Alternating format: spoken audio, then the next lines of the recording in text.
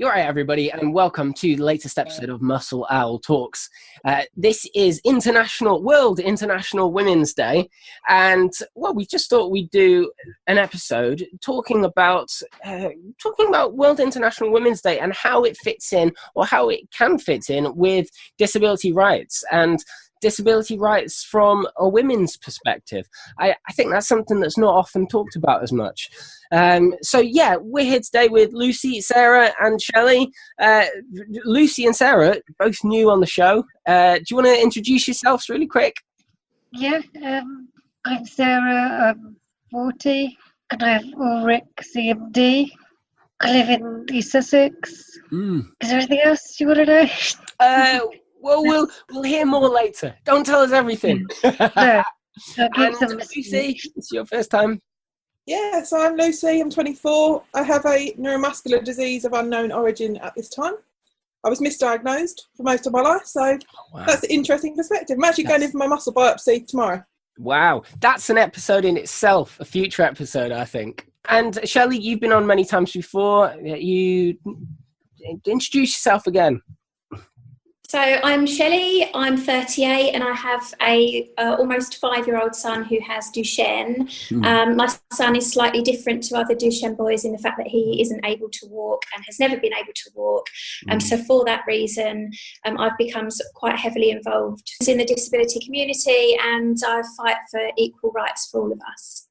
That's wonderful. And many episodes we've already done with you. So this is something that, I don't know, Lucy, I was talking to you briefly about it at the start.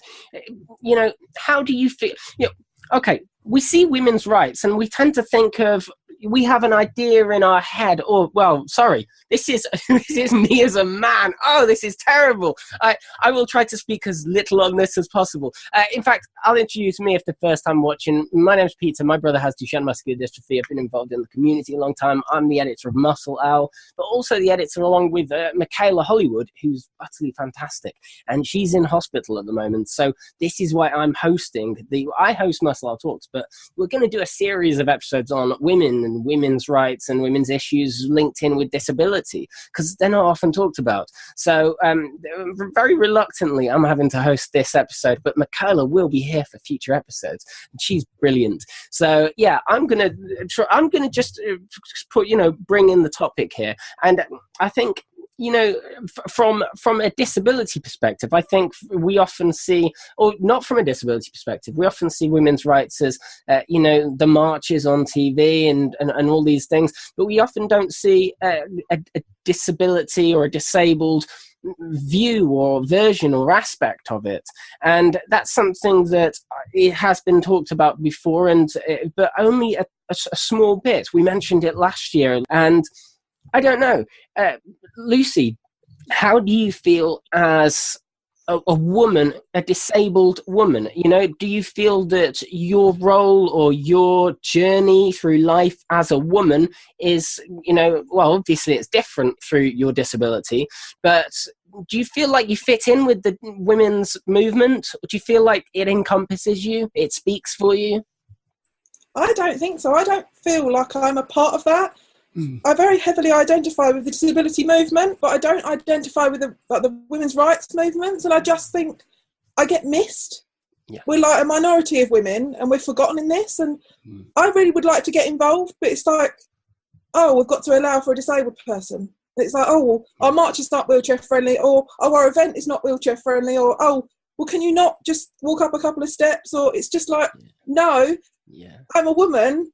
You should incorporate all women of any race, of any minority group. But actually, it's like you have to be a certain type of woman to be part of that group. And it's a really hard thing, because I want to be part of that fight, but I don't feel I can as a woman with a disability.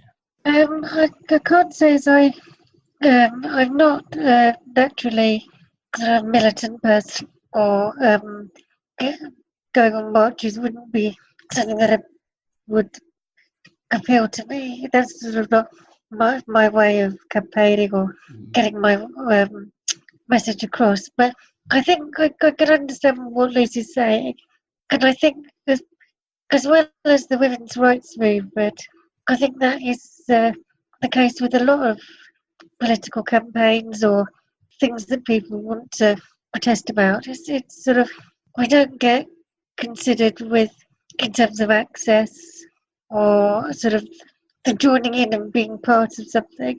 So yeah, I see where Lucy's coming from in that respect. But it's sort of more, I suppose you would like everything to be inclusive. I know that's not the world we live in, but that's what we should be striving for. But I think it must be so, like, it's pertinent more than anything, because the women's movement, you know, tries or claims to speak for all women. And it's if it's selective in that way, either meaning to be or not meaning to be. I don't know. Lucy, how do you think this can be combated? Can it be combated? I do. I really feel like if women just opened their eyes to actually that, you know, we're not all the same. We're not all, you know, yes, we're women, but there's a whole group of women out there. We're not all the same. And actually, if we become, you know, we're fighting for equality, but the actual group that are fighting for it are not equal. And actually, it's turning it on its head and saying to these people, we are also women, but we're not equal with you on this campaign. How can we work together to improve it? And I always go at things rather than a complaint with a solution. And I think if we went in as a group of disabled women with a solution to the problem and say, look, we're a strong force of disabled women, we want to be part of your march, actually they might see the solution rather than the problem. Yeah, I think that's a valid point, in that people often, you're received better if you don't come with a load of issues. You have actually thought of and often it's a very easy solution as well. It just takes a bit of lateral thinking on other people's parts. Yeah, definitely. Shelley, as a Duchenne parent, you almost lived two lives. You know, you've lived a life where you, as you'll say, had no view of disability up until your son was diagnosed, and that now you're fully in the community. Do you see things like that from that angle? Absolutely. I think obviously before this happened to my family, I would have been quite single-minded. I go to many women's panels, women events. I work in London. That's, you know, they're quite a standard select group of women, all from similar backgrounds, all from similar professions. But, you know, I think, a disability group of women have a lot to offer.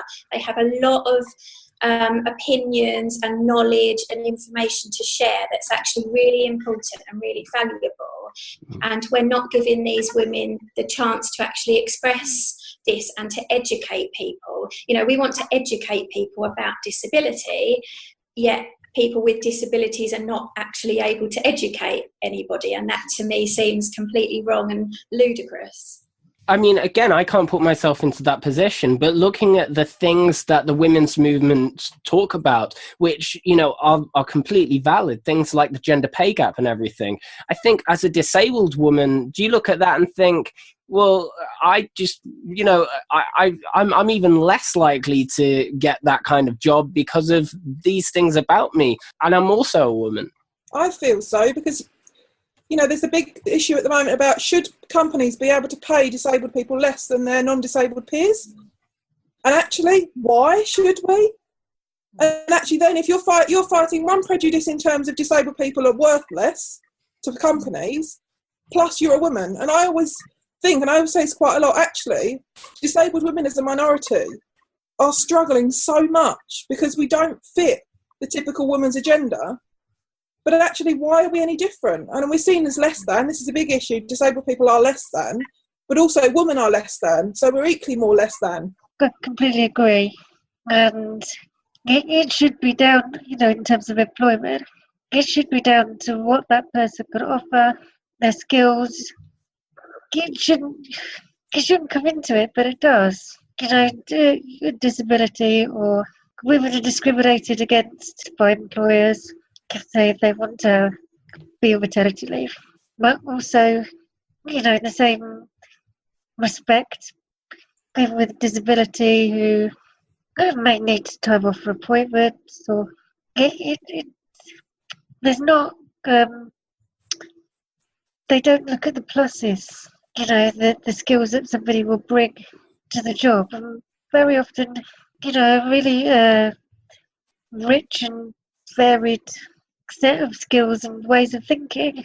I think the employers are missing out by not, thinking like that. Yeah. Looking at it, if we're talking about the disability community, do you think, kind of turning it on its head, is it harder being a woman with a disability than being a man with a disability? Such a complex issue, isn't it? Because, there are things like self-image, confidence that cross over the two. It's a disability issue, and how women see themselves, or how the media portray, this perfect image. Sort of, you opening up a can of worms, aren't you, really, if you're talking about this subject? Yeah. Because there's so many crossovers. But yeah, I mean, hey, we'll open that can of worms. It's better off opened.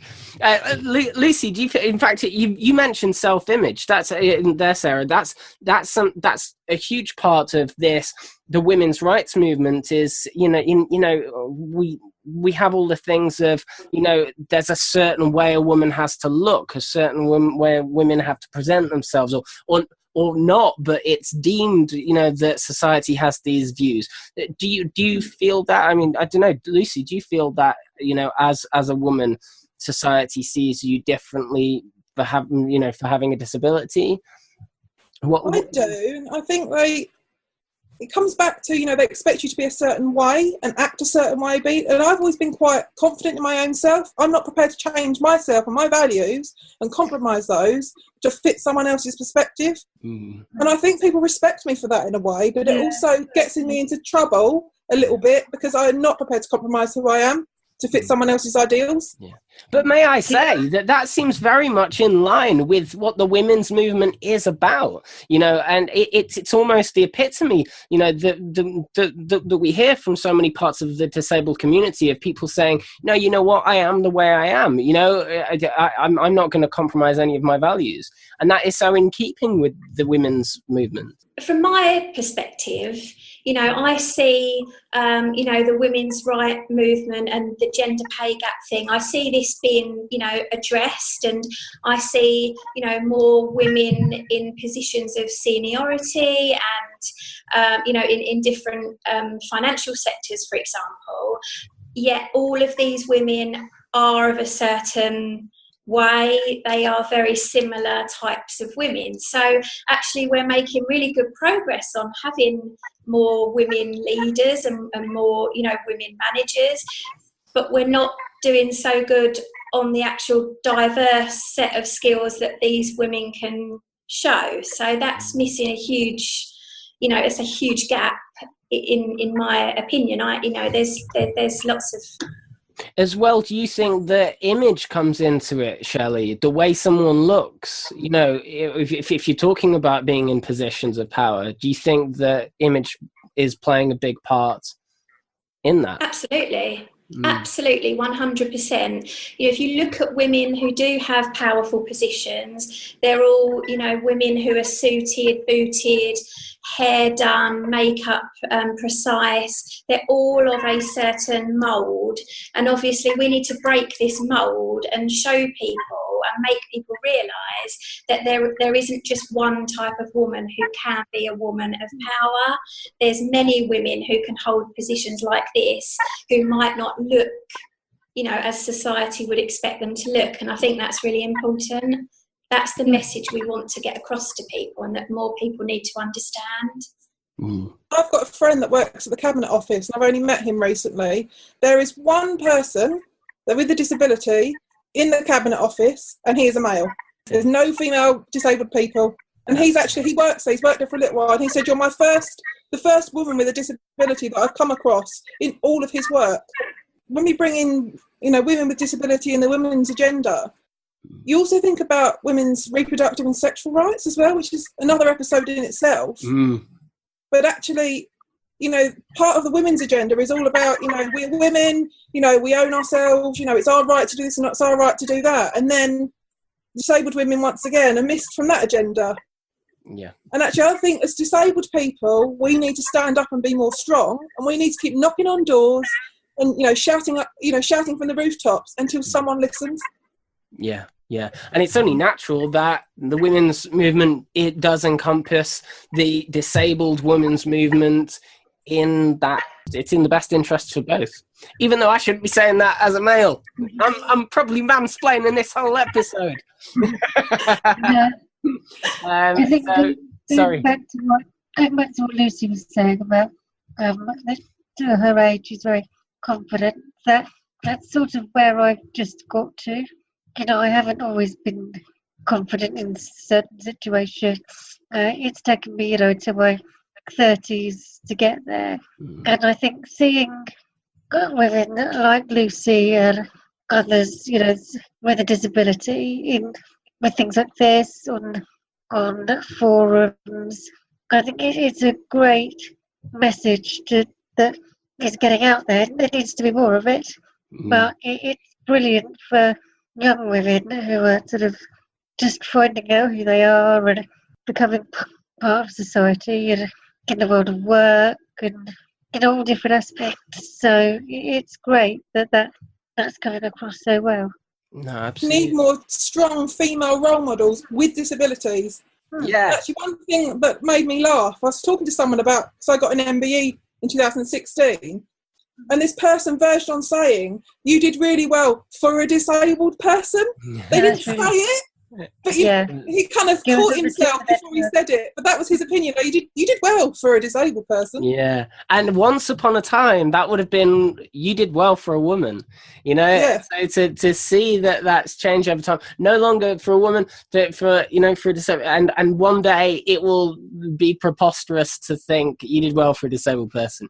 I think, just to conclude, how do you guys think that this? I mean, you've already said many, bits of it, but how do you think that a solution, women with disabilities can feel more included in the women's movement going forward? I think, in my personal experience, there's just simple things that hinder disabled women and disabled people in general from being included, which is, accessibility is a massive factor. These big, powerful women's meetings and women's events are likely held somewhere that's not accessible for a disabled woman to attend, and therefore, that opportunity is missed. And, I think we do need more women like myself who understand the disability community and want to be a part of this, and be side by side with Lucy and Sarah, wanting to try and help to change this and change people's perceptions. And I really feel like we as disabled women have to take some responsibility. We have to be prepared to fight. We've had to fight for our rights for dozens of years, but actually this is a hurdle that we have to overcome, and if we work together we can overcome it. But I'm always kind of the opinion, if you want something doing, do it yourself. So we as disabled women, if women's rights movements aren't going to accept us, we've got to make them accept us. Yeah, I agree. It's about getting your viewpoint across, in the right way that it gets noticed. We have a lot to contribute to things, so definitely we need to just get it out there. Wonderful. Well, thanks, guys. And thanks for everyone for watching. And we will be doing more of these episodes. Not me, though. I'll still be doing Muscle Out. I'll be getting involved. Men need to be involved in the women's movement too, but maybe not hosting the shows. So, Michaela, when she's out of hospital in the next week or so, hopefully we'll be leading on some more of these. So, get well, Michaela. Get well soon, Michaela. Get well soon. Speedy recovery. Thanks guys for watching, and hopefully we'll see you all soon. Bye. Bye.